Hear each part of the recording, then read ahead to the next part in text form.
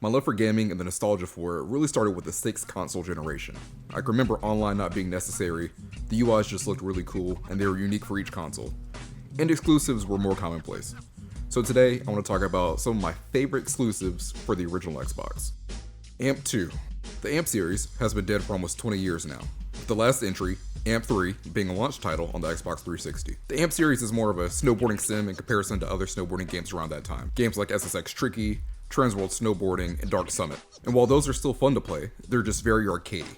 Transworld with the snowboards on fire while I'm grinding a super long fence, Dark Summit with its whole spy protagonist and busting tricks over poles and nuclear waste, and SSX Tricky with its over-the-top, yet stylish tricky system, along with characters that felt in line with something more from Monday Night Raw versus being grounded in reality. Plus, all three of those games are also multi-platform, but I will be talking more about SSX Tricky in another video. The campaign for AMP 2 is your run-of-the-mill, no-name-to-pro story. Much like in the Tony Hawk's Pro Skater series, they start you off on a level, and you're tasked with a list of goals. The main goals deal with beating the high scores and the photo scores the game gives you. Each category has 3 scores to beat, and if you beat one, you can move right on to the next one without having to finish the run first. The first few mountains have fairly easy to beat scores, for the most part, but damn, I gotta get creative in those later mountains. There's also bonuses to scoring, like stomping a landing, clean landings, combos, and doing slower rotations on spins and flips greatly increase your score also. Other challenges include doing gaps, knocking over snowmen, or doing a specific trick.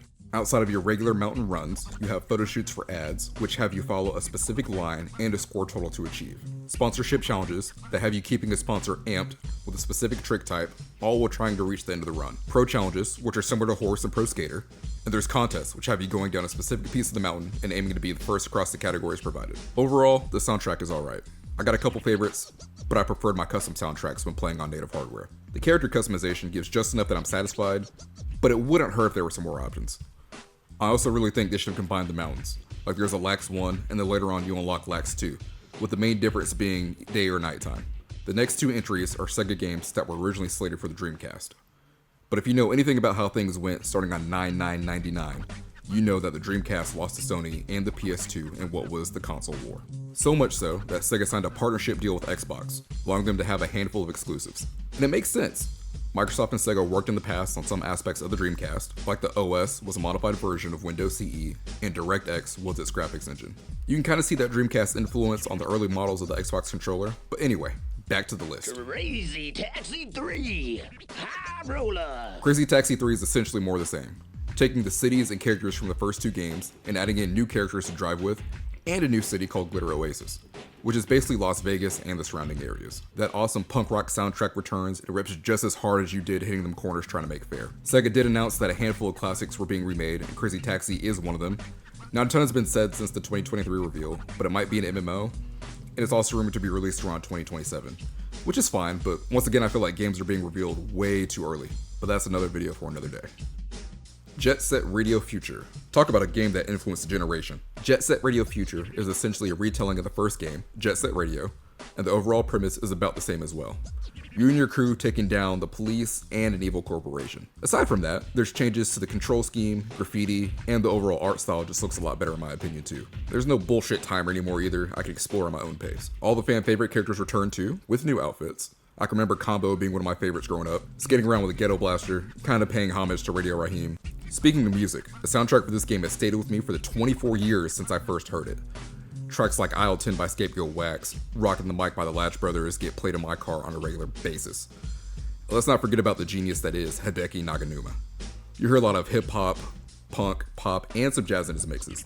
The soundtrack across both games still reaches new ears to this day, and that's saying something for a game that hasn't had a new entry since 2002. And we've had our wannabes, like Hover, but nothing ever came close till 2023's Bomb Rush Cyberfunk. And admittedly, it scratched that itch nicely. I like the graffiti system, and they even added a parkour element and the ability to fight, but we still wanted another Jet Set Radio. In 2023, Sega announced a new entry in the Jet Set Radio series, but we haven't heard a ton since then. I read some rumors that it's supposed to be 2 games, like one is an MMO akin to JSRF Online, and the other one is more in line with what the first game was. Maybe we'll find out more with Summer Games Fest coming next month. Nintendo has Mario Party, Xbox had Fusion Frenzy! and it's actually one of a handful of party games from third parties that were exclusive to Xbox. There's a boatload of mini games that either have you working together with a partner or against them for first place. And the games range from collecting orbs, to being a DJ and everyone following your inputs, to racing, to bug smashing, and even playing sumo in these giant steel balls.